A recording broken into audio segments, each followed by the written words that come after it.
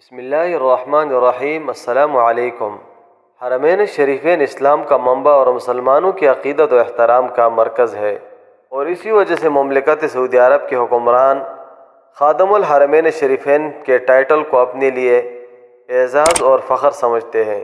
اگر حقیقت کی آنکھ سے دیکھا جائے تو مملکت سعودی عرب کے حکمران اور حرمین شریفین کے انتظامیہ نے معتمرین اور اللہ تعالیٰ کے گھر کے آئے ہوئے مہمانوں کی خدمت میں کبھی کوئی کوتاہی اور کسر نہیں چھوڑی، اور آئے روز نئی نئی سہولیات فراہم کر رہے ہیں تاکہ مسلمان اور خصوصاً نو مسلم آسانی سے تمام مناسک اور اللہ تعالیٰ کی عبادت کر سکیں اور اسلام کا روشن چہرہ لے کے اپنے ممالک میں واپس جائیں۔ گزشتہ کل حرمین شریفین کے انتظامیہ نے مختلف ممالک سے تعلق رکھنے والے 100 نو مسلموں کے اعزاز میں استقبالیہ رکھا۔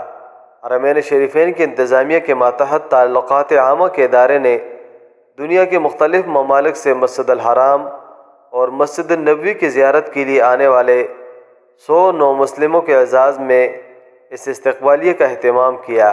انتظامیہ نے ادارہ عبدالقادر فاؤنڈیشن کے تعاون سے 100 ممالک کے نو مسلموں کے لیے عمرہ پروگرام کا بھی اہتمام کیا۔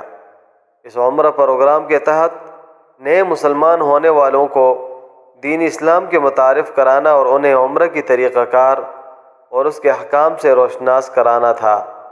اس مقصد کے لیے حرمین شریفین کے انتظامیہ نے نو مسلموں کو فقہی احکام سکھانے کے لیے اسپیشل لیکچر کا اہتمام کیا۔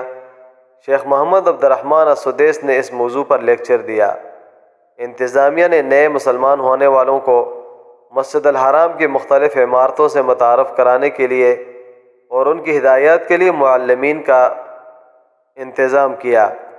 غلاف کعبہ، کنگ عبدالعزیز کمپلیکس کا بھی دورہ کروایا اور مدینۃ المنورہ میں مسجد النبوی کی زیارت اور اس کی لائبریری کا دورہ کروایا، اور ان کے تالیفی قلب کے لیے اور اسلام سے محبت کی اس پیاس کو بجھانے کے لیے مسجد النبوی شریف کے امام سے ان کی ملاقات بھی کروائی گئی۔